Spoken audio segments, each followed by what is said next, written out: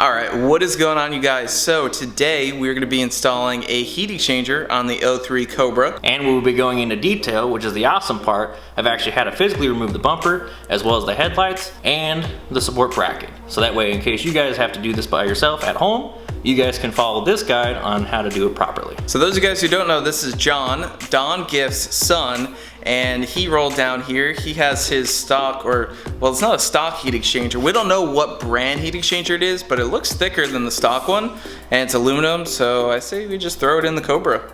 Hey, worst case scenario, it's only had like 2,000 miles of usage on it, so it can't hurt. Yeah, so let's get into it. So first step is we're going to take off the headlights, which obviously on new edges, it's like the easiest thing to do. Awesome, 2 pins right here, pretty straightforward. So we'll just remove those, make sure to save these. So we're just going to set these up here. Next comes the headlight assembly, pops right out, straightforward. Make sure not to obviously scratch your paint, because that would kind of suck. But obviously then we just pop these 2 connections out right here. One for the blinker and or hazards, and then one for the headlight. Assuming that we don't... Those don't even have clips on them, I don't think, anymore. There we go. Yeah, pretty much. So that one, and then we'll just pull, since you have aftermarket headlights. Yeah, I'll do that for you. Yeah, we'll just pull these ones here. And then we just do the same on the other side. Okay, again, 2 more pins. Come out pretty easily. Sometimes what I've noticed is sometimes these rust on if you're like in the eastern part of the country, or get some snow. Not assuming you want to drive this in the snow, because that would kind of suck, but sometimes they get kind of rusted up, or sometimes they're just kind of a pain in the butt to get out. So I always recommend just putting a little bit of PV blaster back there, and then you should be able to take a screwdriver, just pop it right in here, and they just literally just pry up just a little bit, pop right out. Second and lower, and you got a pin in here. Okay. So now we're gonna apply one with the key next. That way we can rotate the wheel. We need a Phillips screwdriver. Phillips screwdriver.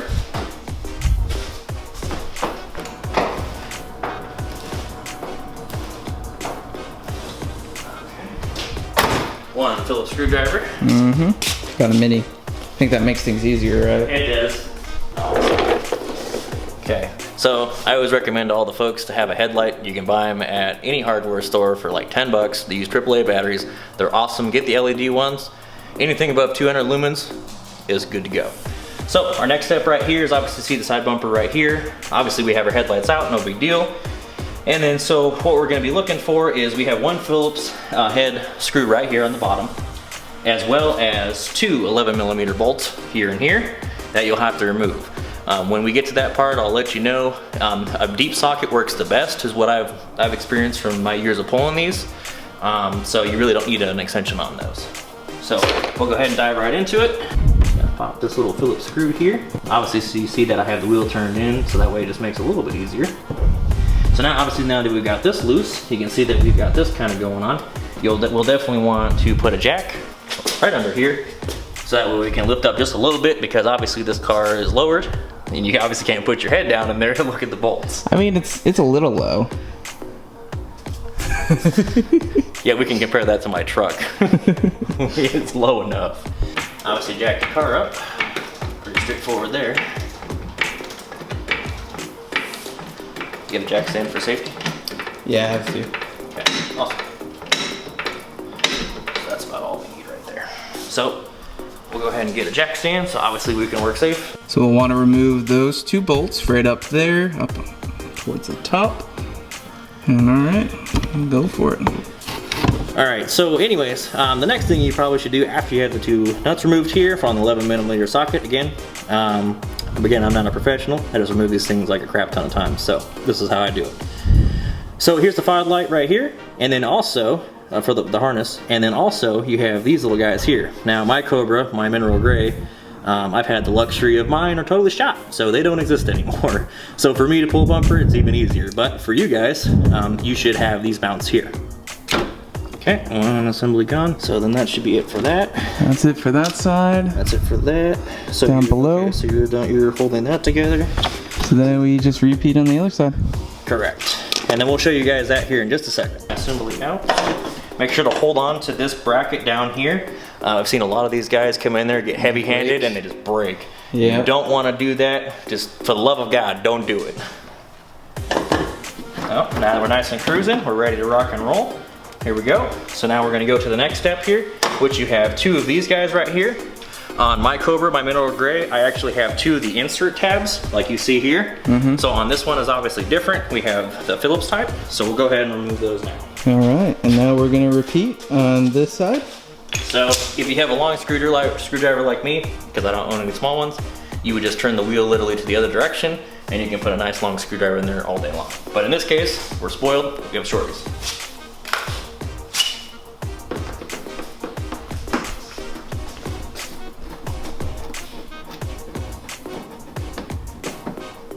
And once again, we're just gonna remove the two bolts that are right behind here, and the fog lights, and the one tab that's on the core support. So on this case right here, I can't obviously put my head in there because the camera's in the way, but if you notice, there's actually two hoses right here. That is for your heat exchanger pump.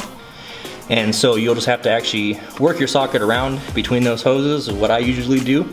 Again, I'm not a professional, so I'm not sure the specific way, but that's just the way I normally do it. Just be careful not to whack anything or hit any of the hoses, and then you should be good to repeat this same process that we just did on the other side.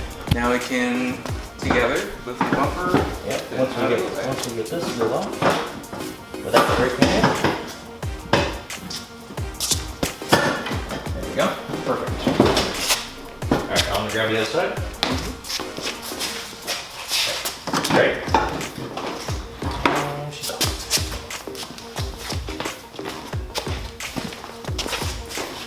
That's always possible. So this is what the car will look like when your bumper is actually off. It always helps to have two people to get left and right side. If you don't, you can just grab it in the middle right about yonder once the tabs are actually out, and you should be able to pull it right off by yourself. I know I did yesterday morning, so, because I was just by myself. Wow, that's the stock unit right there. That's the stock unit right there. So here's another thing about this stock unit here. So to get this actual unit out, there's a couple things you need to know. There's 4 bolts right here. 1, 2, 3, 4. And then you'll have to look on the back side. There's actually 2 coolant hoses that are rubber that go into a metal hose that actually comes all the way over here, as you can see, and plugs into this pump unit here. Obviously this one's zip tied together here to keep them in line, but in this case my mineral gray did not have that option. So all I had to do was pop these 2 hose clamps, as you do with any other Ford product, because they're the compression types. Pop those out, pop these bolts. Obviously make sure that your fluid doesn't go all over the place like it did in my garage yesterday. And you should be good to go. Obviously if you spill a little bit, if you have a little bit of cat litter, some tidy cats, multiple cats, works awesome. So just on a tip there. All right, let's get this thing drained out. Yeah, the new unit's much wider. Hell yeah, that thing is dinky. Yeah. Oh, I'm actually really pumped for this right now. You have no idea. I'm pumped too, dude. Cooler Cobra is a happy Cobra. Oh yeah. All right, so with that being said, the next step of the process, like I described, was those 4 bolts. 2 right here, 2 right here, and they are an 8mm if you're not aware. If you are, cool. So I've already kind of loosened them up as we kind of took just a pause break for a quick second. And so literally, I got them out by hand now, but so you have 2 of these. Okay, and 2 of these. I might need some PB Blaster. Didn't need PB Blaster. For all my people that live close to Ohio, I already know PB Blaster is life. This car's been a Florida car. Okay, so now that that's ready to go, I'll let that suspend for a hot second. Now we can drain it out pretty much, right? Yeah, pretty much. I just gotta get it to clear. Okay, they have a little back hook over here. So here, one side came off already. So now we're trying to get the second side off. There she is. All the way along. Oh, right there. Perfect. Now that you guys can see this, actually, which is pretty cool. So now that swings down just a hair. And then that's when you got, like I said, you guys notice the metal pipes here. You have 1 rubber hose here, 1 rubber hose here. Obviously, if you put a new unit in, make sure your hoses are okay. That way you don't obviously put bad hoses on a new unit. So pretty self-explanatory there. Then obviously the next step here is to obviously cut the zip tie, pop these 2 clamps off. Be very, very careful, obviously not to spill a crap ton of coolant, and then you'd be ready to go. The little trick is to keep the cap on until you get the flow going. That way it's not going crazy. Don't do what John did and opened up all the caps and said, screw it, I'm just gonna go for time, not for grace. I'll show you a picture of what my garage floor looks like. It's a war zone. I got most of it though. 2 hose clamps off. Now comes the fun part, not making a mess. There it is.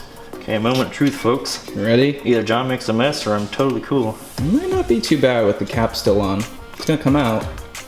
Oh, buddy. Ooh. Oh. Oh. Yep. Oh. Knew that was coming. I'm like, that is way too good.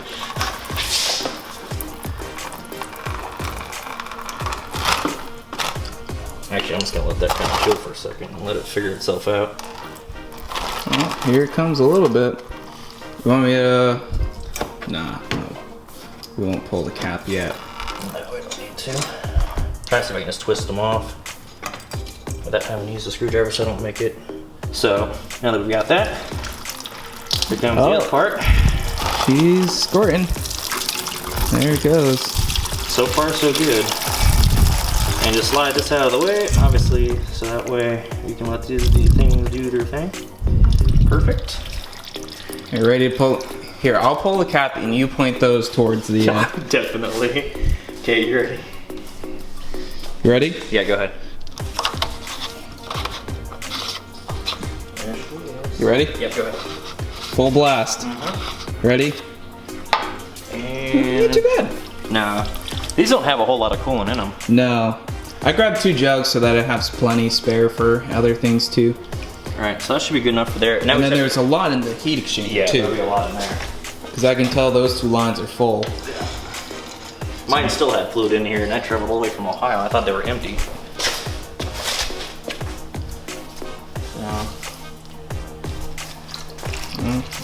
Fun part. Luckily it's clean. It looks a little on the watery side. Yeah, like we talked about earlier. So fluid change isn't bad either. No, definitely not. That's because when I did the supercharger, I ran out of coolant at 9 o'clock at night. And water it was. So we're hoping for colder intakes. So let's compare the 2 units. So this is the one out of my mineral gray. Right here, you can kind of see. We don't know which one brand this is. Have no idea. But size-wise, it looks fantastic. I mean, come on. Holy crap, dude. That's gonna make a big difference. That's a big difference. So we are hoping for colder intake temperatures and for boost weather to still be among us. Plus, it's aluminum, so it looks bigger and better. Yeah, just all around, this looks better. So nice. But we will try it out and see what's going on. Just trying to get an idea of what that difference is. Yeah. Okay, so now here's the bigger unofficial unit. I think we might need to take these things, put them out of the way or something. Yeah, might as well. I'm gonna go back here, and it's got little hooks, so I can get those hooks. Yeah, this unit's way bigger than the stock one. Much wider and much thicker. Yeah. There we go. There's no hook point on those, just for everybody on the internet reference. I just literally slap it on the top. So that's how it came out, and that is the way it'll go back in. Obviously, you have these 8mm bolts times 4 again. Much easier with the bumper out of the way. Okay, so now we got the bolts started. I'd like to definitely hook up the hoses real quick to make sure we have those aligned properly. Right there. Perfect. Beautiful. So now that we have these hose clamps back in, that's ready to rock and roll. And then we'll go ahead and tighten that up. Again, that's an 8mm bolt.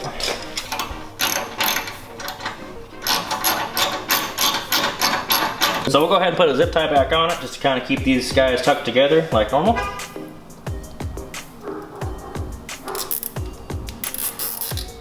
Perfect. Grab my handy dandy wire strippers. And cut that off to make it look pretty. Just like factory. Zip ties from the factory. Oh yeah.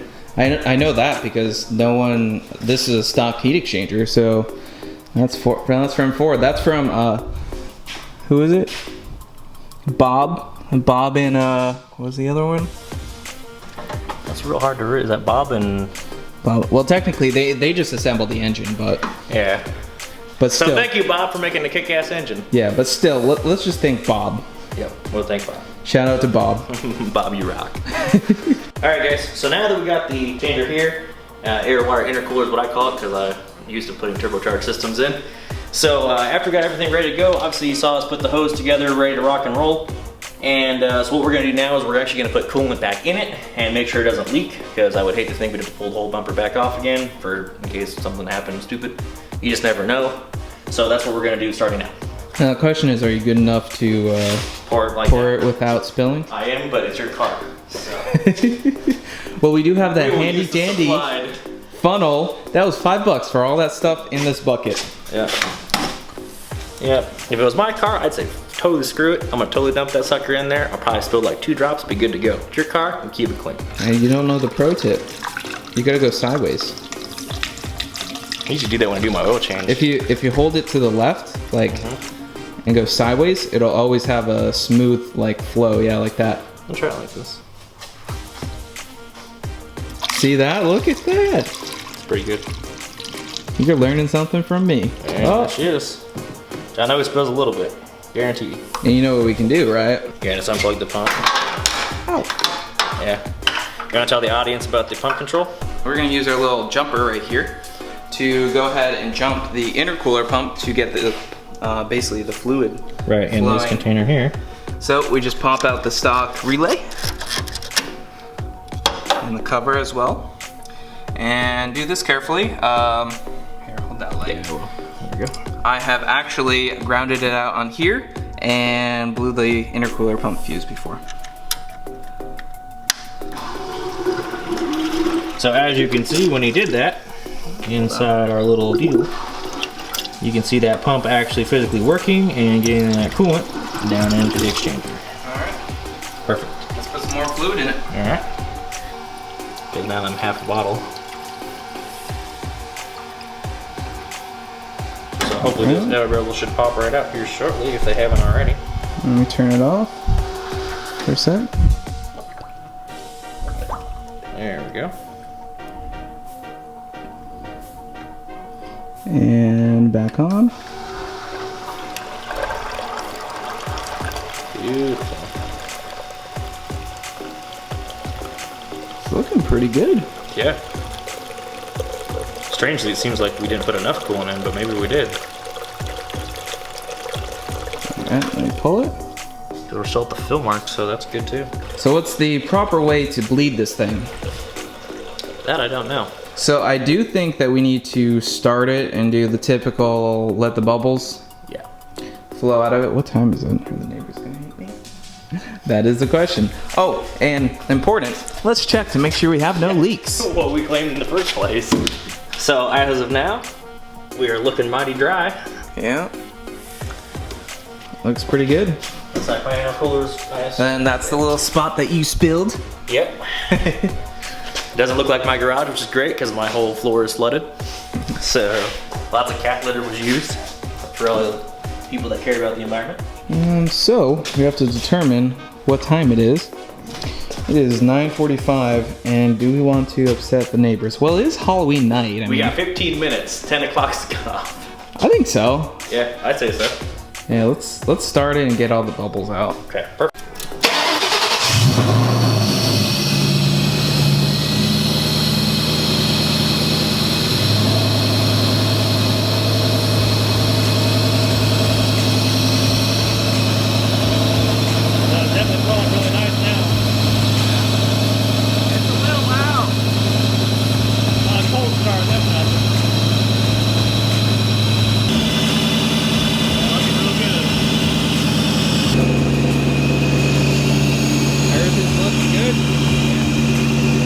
So now the most fun part is to get obviously the bumper back. This I always recommend having 2 people to do, just so that way you can get the tabs in right, because like I said, they're pretty brittle. So obviously if you're heavy-handed like I am in some cases, you'll break them. I learned that the hard way with my 99 Cobra. I busted the crap out of my first one. So don't be like me, don't be heavy-handed, take it smooth, keep it a real easy process, and just work with 2 people, and it's a little bit of communication will go a long way in keeping your car intact and ready to rock and roll. Yeah guys, best with 2 people.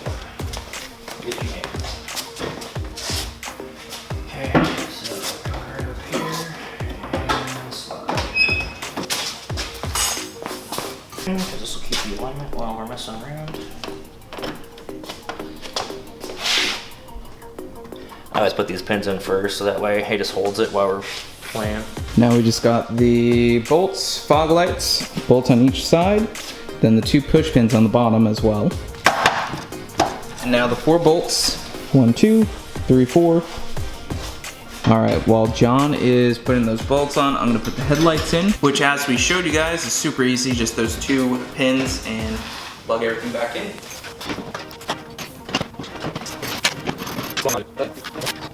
All right, you wanna explain what you're doing now? Yep. So just this inner plastic here, we just have to line that up with this hole right here in the bumper, if you can see it. Just put the screw back, and this inner fender liner will just hook back up like normal. All right, we're just gonna let the jack down. And here she comes.